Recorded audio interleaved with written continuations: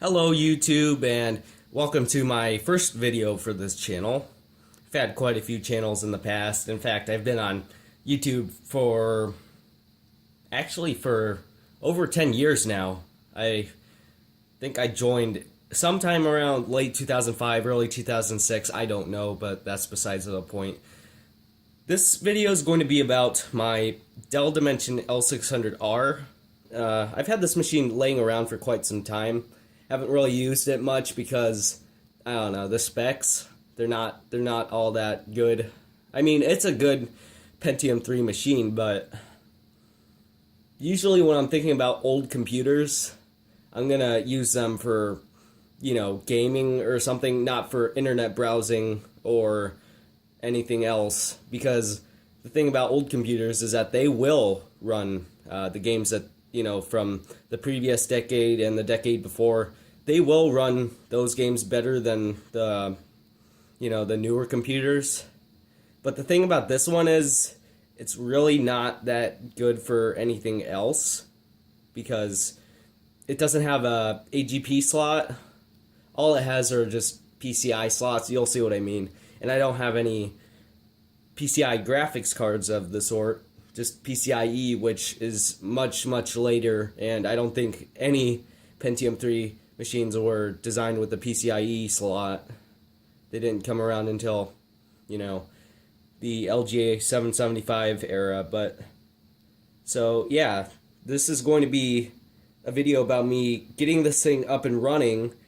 In fact, yeah, the last time I had this running, it was working just fine. I just sort of tore it down so I could use the parts, some of the parts on one of my older AMD Duron machines, which is here, let me get this off the tripod. I have this Sony Vaio, which is in very rough shape. I don't know what happened to the side panel. I don't think I'm ever going to find any of those ever again because I can't even find a picture of this online. But I just wanted to see if this thing was running because I treated this thing like dirt. I feel really bad. I had this thing out in the garage for like an entire winter, and there was like, leaves and dirt and all that kind of stuff in there. Thing works just fine. There's no blown capacitors, no anything, which really surprises me. So yeah, I had to part out a few things like some SD RAM just to see if this thing was working. And I think I took out the cooler because I didn't even want that. It was some old Foxconn, tiny little, aluminum heatsink. Yeah.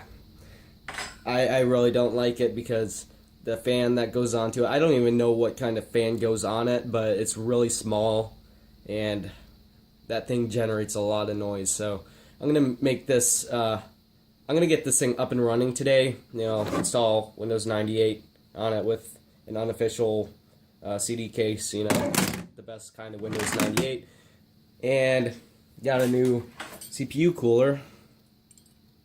Well, not necessarily new. It came out of that Duron machine. Since I'm not using that, it's even worse than this.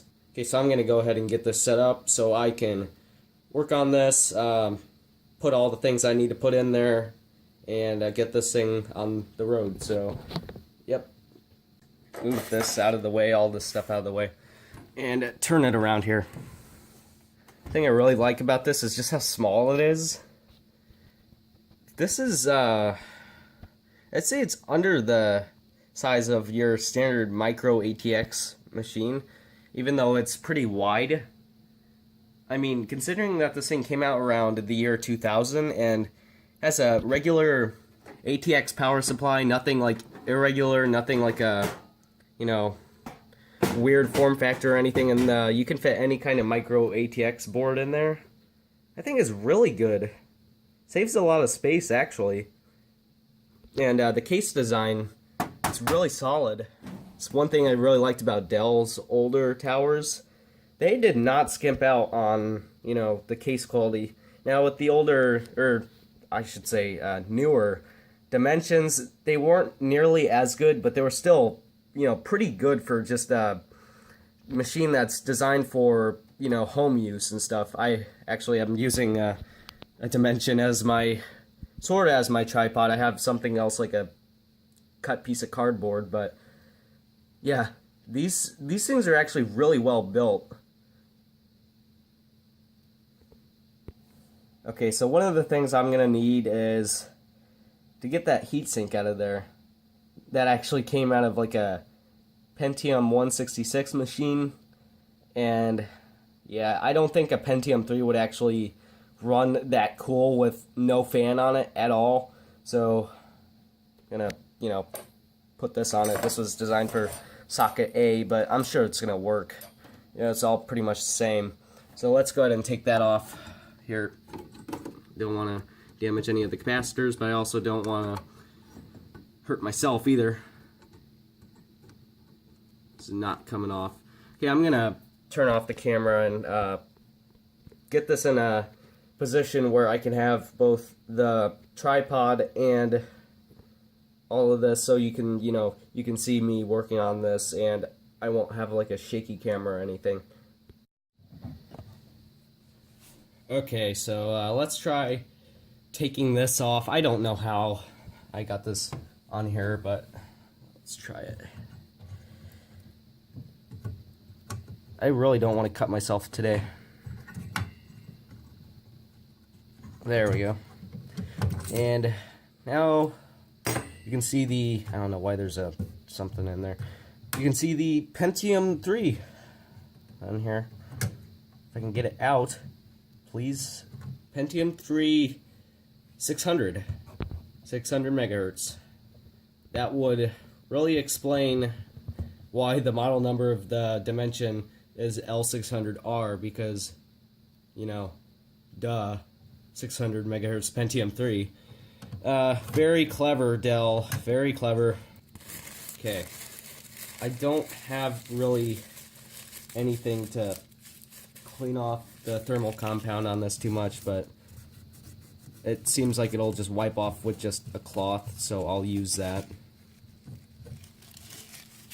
This is very unprofessional of me to do this. Yeah, so usually I would recommend using like isopropyl alcohol. If you do have any, I don't know what happened to my bottle of it. So, yeah, I really don't know. But one of the things I really don't like about the Pentium 3 is that you have to make such a small sized dot on there. Make sure it doesn't go all over the place, the thermal compound. Yeah, I really don't like it, but whatever. Hey, I waste less, I guess. I don't know if that's enough, but really it's a Pentium 3. It's not like a, Prescott Pentium 4 or anything. Oh wait, what am I doing? I don't want this one. Okay. Which way is this supposed to go? I take it goes like this because it's asymmetrical. So it goes like that, I guess. Okay, I'm gonna have, I cannot see what I'm doing. That's one thing that you absolutely need to do when you're working on computers. You need to know what you're doing. I feel like I'm gonna break something. I hate that. It's one of the things I really like about AMD's kind of design for their stock coolers. You just pull that over and snap down the lever. That's all you do. But no, Intel has to make it more complicated. They gotta make it so you gotta push in these plastic pins. Oh no, God, I hate those. I really don't know what Intel's thinking. In my opinion, they've really been doing a great job at making CPUs better than AMD. I don't know what AMD's thinking nowadays. They're just more cores, more higher frequency, more cores, ooh, power, overclocking, gamers. When really, you look at the true real-world performance, and Intel's Core series completely dominates in every way possible, and uses less power and lets off less heat, which is kind of ironic if you think about it, because they were the ones who made the Pentium 4 not even a little over a decade ago. Okay, so that looks good. I think that's, one of these is a 256 meg and another's a 128 meg, so that'd be about 384. That's good for this. I mean, I'm not really wanting to do much with this. I just want to get it up and running so I can mess around with it. And now, I don't know what I'm going to do. I think I should probably put in a sound card. Maybe a Ethernet card too. Because obviously I'm not going to use a modem. I have so many modems lying around and I never use them. I don't know what to use them for. So yeah, be right back as I go get a sound card and an Ethernet card. I am back with some cards. Got a Sound Blaster Audio PCI 128, I think. Maybe. All it says on the card is Audio PCI, so I don't know. This thing's okay, it works. You would expect better from, you know, a Sound Blaster, but the drivers are not functional. I think it messed up one of my Windows 98 builds so much that I had to reinstall Windows 98. It's that bad. So yeah, I'm gonna try to get this to work, but all that I know is that the drivers are so bad. I have an Advanced Logic ALS 4000 somewhere, but that's buried deep in my computer storage space, so I'm not gonna even bother trying to find that. I'll take a few hours. I don't really care too much. I just want to see if this works. I'm trying to get a, you know, thumb screw in there so it's a little bit easier for me to take it out. I always use them on PCI or AGP or PCIe cards whenever I can because I have so many of them, but I'm not gonna, you know, bother going around with the blank plates and trying to swap out those, you know, hex screws for, you know, these. I don't really care that much to do that, but there's the LAN card. Oh, that's not good. I do not like the sound of a screw hitting the PCB. It can mess something up. It's not like these motherboards are that rare. I mean, I think they're all over eBay, but I don't want to have... I'm not going to spend money on this. The fact that it doesn't have AGP or anything and the power connector is completely proprietary, I'm not going to try it. Yeah, that's one thing I hate about this computer is the power connector. Now, these power supplies are generally okay. I think the OEM for them is Hypro. Because I open it up and it looks exactly the same as some of the older Hypro power supplies I have lying around. And the model number looks exactly the same, but I don't know. What I'm trying to say is that these things are horrible. Please do not plug this into your regular motherboard. The pinout is different. Try to look on the, you know, for the green cable on this that you'd usually see on a regular ATX power supply. You won't find one. So, pretty much, like, all of this is mixed up. Dell did this. I think they did this on purpose, so you'd have to go buy their own. You know, that's a horrible idea because if someone doesn't know that, you know, this is a different plug, and they go ahead and they, you know, find some older power supply lying around, they plug this in, and it blows up. What are they gonna do? You know? They wouldn't know. It's the same exact connector as a regular ATX power supply. Why didn't they change the connector or just use a regular power supply? I think that was a really terrible choice that Dell made from late 90s to 2000.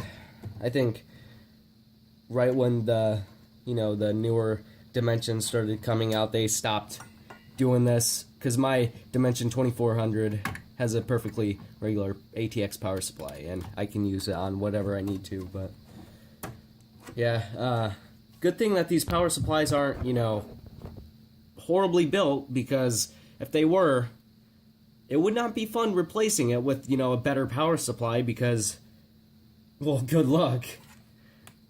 If you want to do some circuitry reworking, by all means, but that's not something I'm looking forward to do. Okay, so next thing I gotta do, let's put in a hard drive.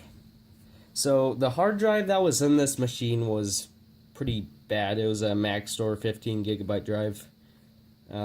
Pretty loud.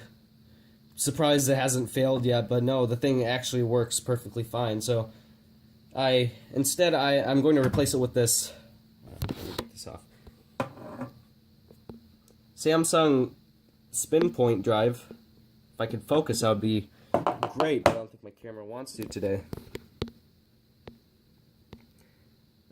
Yeah, it's a 20 gig drive. Very, very quiet for its age. Yeah, I don't think this thing makes much noise at all.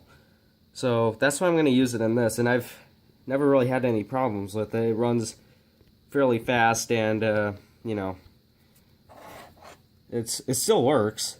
So I'm going to go ahead and throw it in this machine, because those Maxtor drives, tell you what, they definitely have their own unique sound.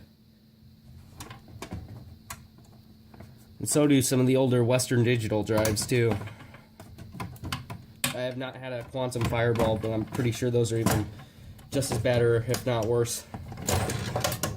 Okay, I'm back, and yeah, so I'm going to be installing this hard drive now. Another thing that I really like about these old Dimensions, or even the Dell Optiplex series, most of them were toolless designs, and it's really convenient because this whole entire motherboard, it's not one screw is in this entire motherboard. There's this little metal, spring holding it in place, and those little hooks, and you pull it to the, you pull it out to here, and you could lift it right out. It's that simple, and it's actually really stable for the design. Would have thought that it would be really loose, and if some kind of force were to go against it, the motherboard would come straight off the case. But no, it's actually really stable, which surprises me. This hard drive mechanism, though, I'm not a fan of it. Now the hard drive assembly, obviously there are some screws in it, but you don't have to put screws in it, but I highly recommend that you do, because a hard drive that falls onto the bottom of the case, that's not good for the hard drive, obviously. And it seems that these screws are not, they don't want to go in, so I'm going to pause this and get this hard drive in here, because that's obviously going to take quite a while if it's going to keep up at this rate. So yeah, not the whole entire thing is toolless, but a good portion of it is. Got those two screws on the front, and now the hard drive is presumably secure, and got a few more things to do. Get out those parallel ATA cables, those bulky ribbon cables that we all love, and plug all those in, make sure the master and slave settings are all configured right. In fact, I probably should have done that outside of the case, and get the disk drive hooked up, put the power supply in there, and we'll be good. And this, folks, this is why I love these ribbon cables so much. These make, cable management so easy. I've always had problems with cable management with SATA cables, and this just fixes all of the problems. It just look at that cable management. It looks great. Anyways, all jokes aside, I'm pretty much done with this machine. All I gotta get is the front panel and the side panel on, and we'll be good. Oh, and yeah, the power supply. There's one good thing I can say about it. It has like this locking mechanism. I don't know, cables always get stuck in it, but it's still, it's obviously the best thing about this power supply. And another good thing is that it hasn't blown up yet, which is good, I suppose. Okay. The cooler sorta has airflow under there. Sorta. I'd say half an inch of airflow. That's very good. But seriously, there's a little grill under there, so you know, the exhaust fan on the power supply can bring air up from the CPU cooler and get that out. But that's sort of not really good because this is taking in air. The CPU fan's blowing air on the heatsink. It's not blowing air off of the heatsink, it's blowing it on the heatsink. So, you know, you have this fan in the back trying to get the air out, and then this fan trying to get air in. I don't know. It's really not a good setup for airflow, but it'll work. So that's all that matters. It'll work. So yeah, I'm gonna get this thing all put back together and try turning it on. Alright, so I got everything plugged in, so let's see if it works. Yep. Seems to be working. I don't know why the power... Oh, yep, there it is. And let me turn off this lamp. It's giving it too much light. Huh. I thought that was going to be 384 megs of RAM. Guess not. So it's 512. That's actually pretty good. And that CPU cooler is a lot louder than I thought, but I'm sure it'll do the job. These older machines aren't exactly designed to be, you know, really quiet anyways. I've certainly heard worse. So I highly doubt it's going to boot anything. I think I might have Windows XP on this hard drive, but it was installed on a Sempron machine, I think. And yeah, obviously it's not going to run with a Pentium 3, nor would I want to run Windows XP on a Pentium 3 based system. So let's see if I got Windows 98. Doesn't feel like there's anything in here. Nope. Okay, I'm gonna go get a Windows 98 installation disk. Okay, I finally found the Windows 98 CD. Unfortunately, I had to use one of my last blank CDs and make a new one, but you know, at least this one works. And I'm sure that this one's going to work because the disc is brand new right out of the sleeve that I got it in, so you know, at least we got that. So I'm just gonna let this drive format and we'll be on our way with the setup.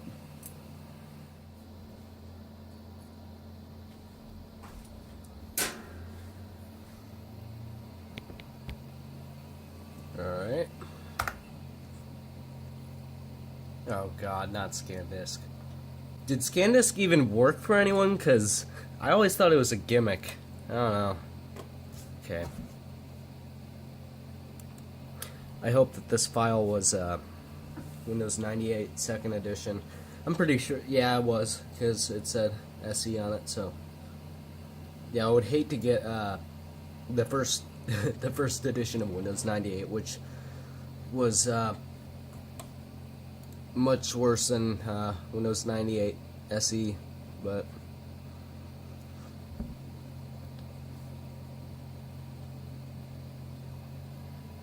probably just gonna let this load for a while, or get to a point where I can just walk away from it. So yeah, let's do custom. Okay, there's something wrong here. I gotta mess with the positioning on here. There. That's better. That's still a little blurry. Oh well. It's one thing I really like about these ultra sharp monitors. They have a lot of configurations and stuff. They also have like the speaker bar and the USB ports on them. It's just really, for their time, they're very well built, and it still looks good to this day. Sure, why not? Give me desktop themes. No. Next.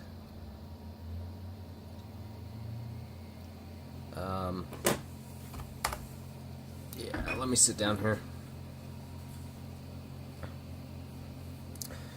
Okay.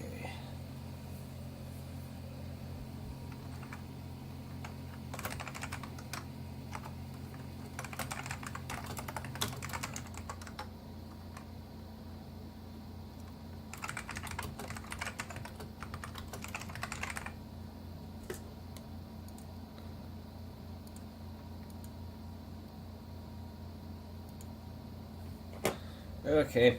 Yep, I got to a point. What's up with the monitor? Maybe there's the VGA cable's loose. I don't know.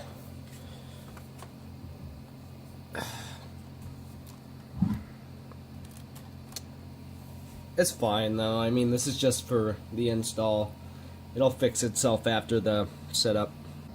Well, there you have it. Brand new installation of Windows 98 SE on this Dimension L600R.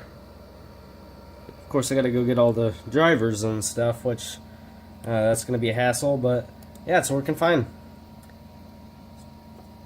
I don't know what I'm gonna do with this machine. Obviously, can't turn it into a gaming machine, but yeah, at least I got it up and running. I might, I don't know. I'll figure something out. Thanks for watching this video.